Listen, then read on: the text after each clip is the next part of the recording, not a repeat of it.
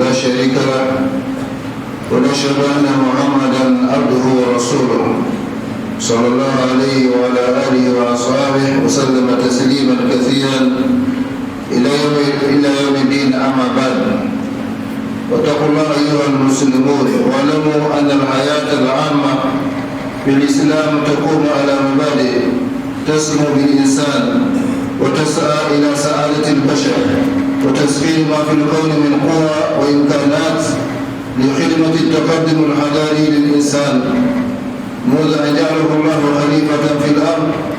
واعلموا أن الإسلام هو العامل الحقيقي للتنمية.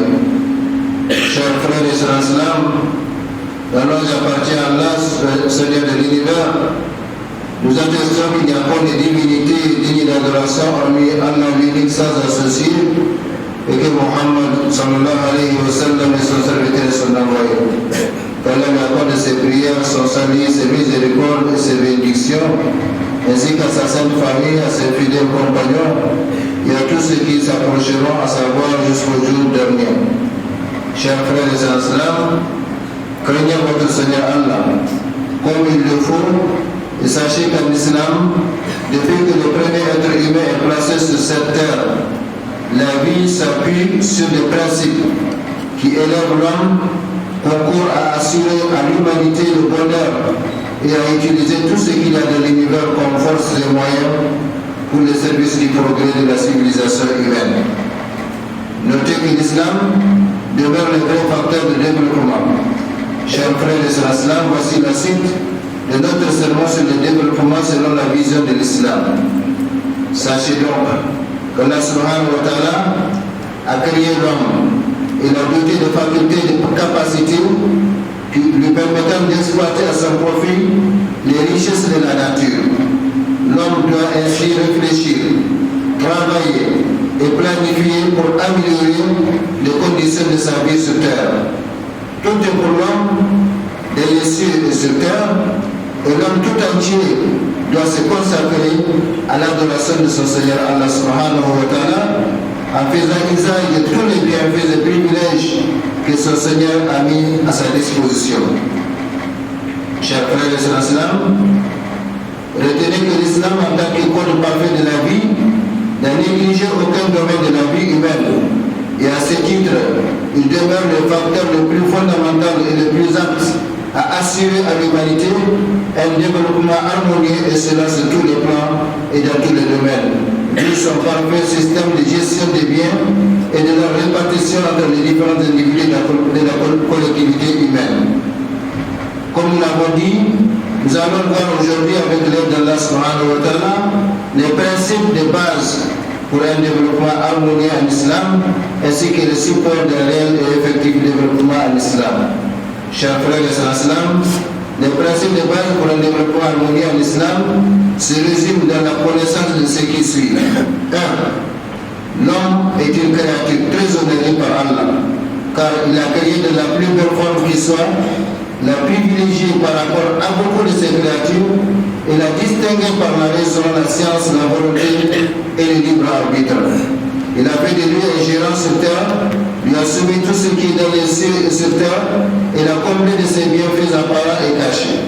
En contrepartie, il a chargé d'une grande mission sur cette terre, qui est son adoration exclusive sans aucun associé, ainsi que l'application stricte de ses enseignements. Il lui a imposé la recherche de la connaissance religieuse et profane, après l'avoir doté de toutes les facultés lui permettant l'accès à la science, afin de bien connaître son Seigneur créateur, pour mieux l'adorer, en faisant usage de sa raison pour méditer et comprendre les secrets de la nature et les signes cosmiques d'Allah subhanahu wa ta'ala qui sont contenus dans les cieux sur terre.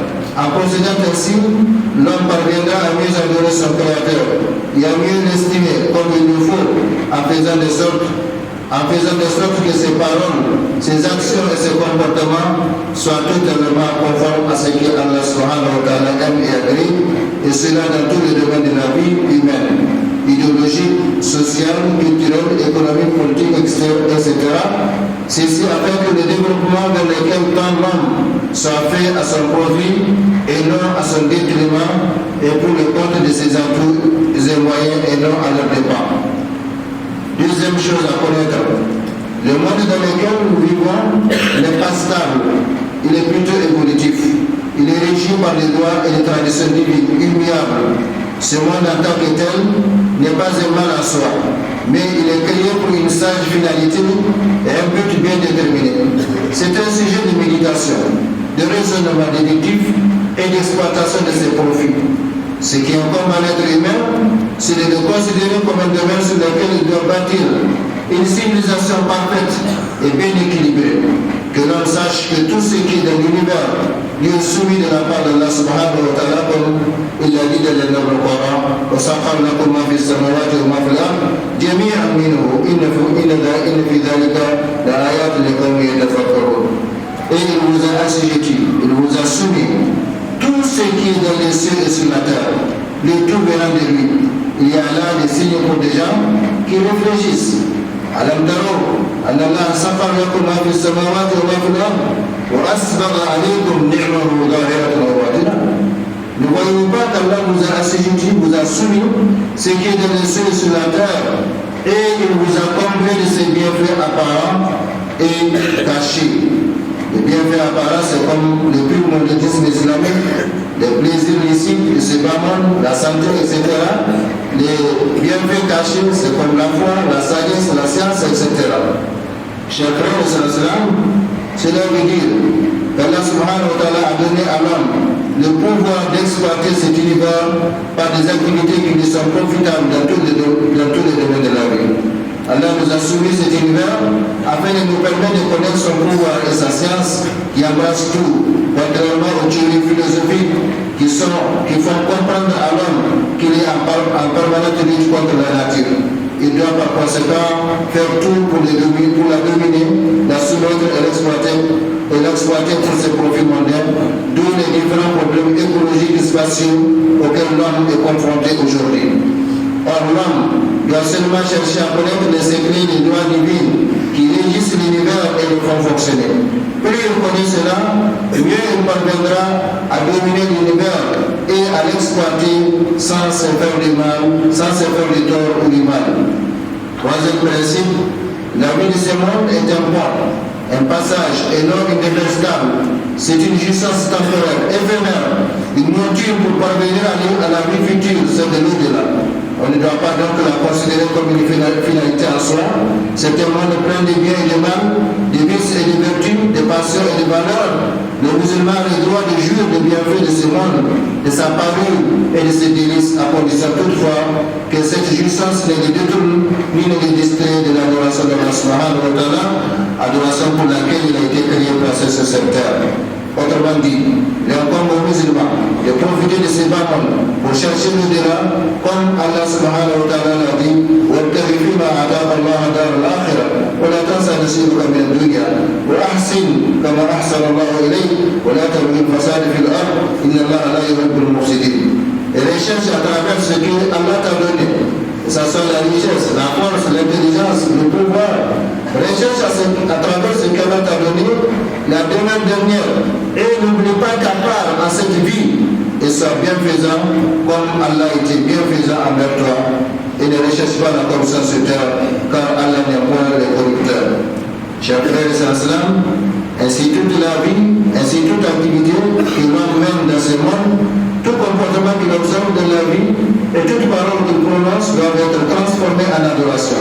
Son intention doit toujours être la recherche de l'agrément et de la récompense de son Seigneur créateur. qu'Allah subhanahu wa ta'ala nous conforme tous à cela. Barakallahu li wa lakum fil Qur'an al-Karim wa nafa'ana bima fihi min al-ayati wa dhikril hakim. Aqulu ma tasma'un wa astaghfirullah li wa lakum wa li sa'iril muslimin fi kulli makan wa min kulli dhanb fastaghfiruhu wa tubu ilayhi innahu huwa at-tawwabur rahim.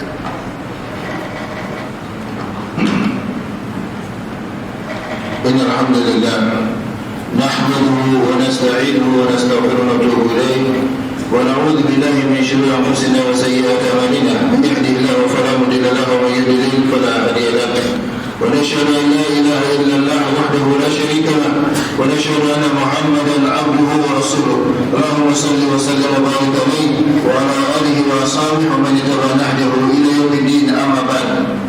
Chers frères et sœurs, le quatrième principe du développement en islam, l'islam ouvre à ce que le développement de la communauté islamique soit effectif, à ce sens qu'il doit englober tous les côtés spirituels et matériels de l'individu et de la société à l'ombre des enseignements islamiques.